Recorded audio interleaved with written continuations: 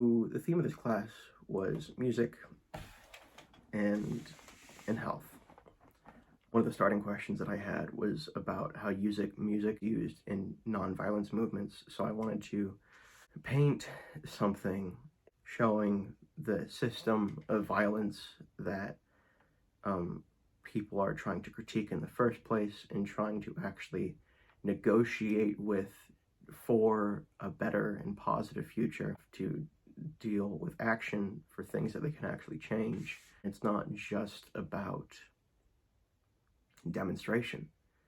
It really is about getting people empowered to capitulate to the demands of people, because they have no other choice to. Every single person facing oppression is dealing with it in a very specific way to them and impacted by that oppression by different means, according to their age, their sex, their gender, their religiosity, their spirituality, their disabilities, their ethnicities, their race. Like, if you were to try and take over like this system, how could you do it so that you don't reinforce the same system of violence? We want to have representation and voices be heard in a democratic fashion, even though I know that that is an extremely loaded term and incredibly insufficient to talk about all these things that are actually an issue with. Anyway, getting beside the point. So like, how could you actually replace it so it promotes, support and positive development for people? And specifically for the concerns of this research, it was about queer people. I tried to show, like, you had the important aspects of space for coalition building, like nightclubs, for instance, but it could even be more than that. Like, you have any way that you can have a space for an alliance for queer people, or just another space for queer people to, relate to others with similar identities or experiences. And that's important because isolation compared to, interconnectedness with people.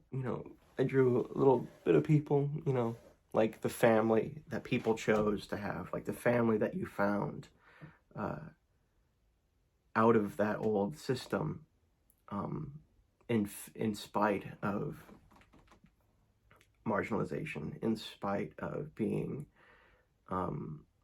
pushed away. Something that I think I really appreciated from Jay Jackson in an interview with Vice about like how drug use and being queer, like queerness itself is outside the norm, like definitionally.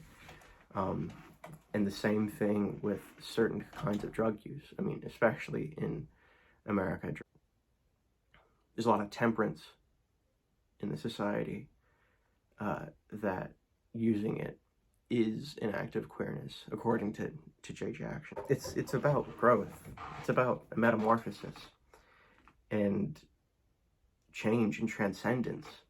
And I think that's like one of the most powerful aspects about this question of chemsex and drug use in the first place. It's about transcending oneself into something greater, into some other understanding, a change in perception and perspective of the world. Each person is beholden to the ways that their culture has influenced their worldview in a very fluid way throughout each institution that they meet, with each person that they talk to, and within each subculture of each group that they're part of. And it may not even be related to other groups. Anyway, I'm getting beside the point here. While I did keep things on the same side from the, pre-liberation, the pre-revolutionary image, to this metamorphosis, showing that it's okay to have a change of the system from the same space, not by the same means, of course. Anyway.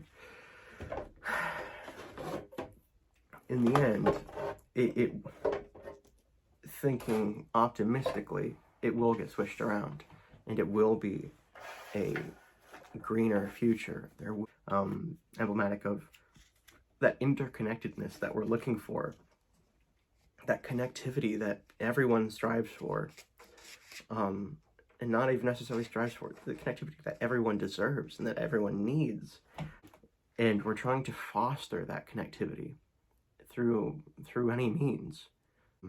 That's why people will use drugs in the queer spaces in order to understand that specific subculture of how their identity and substance use behaviors interacts with each other. Like the growth and what we put our effort into like developing positive spaces and positive policies, like supportive policies for anyone's liberation, but for specifically for queer folk in this case, is that it seems like it's gonna be one of those decades where things are just gonna get harder for the queer community.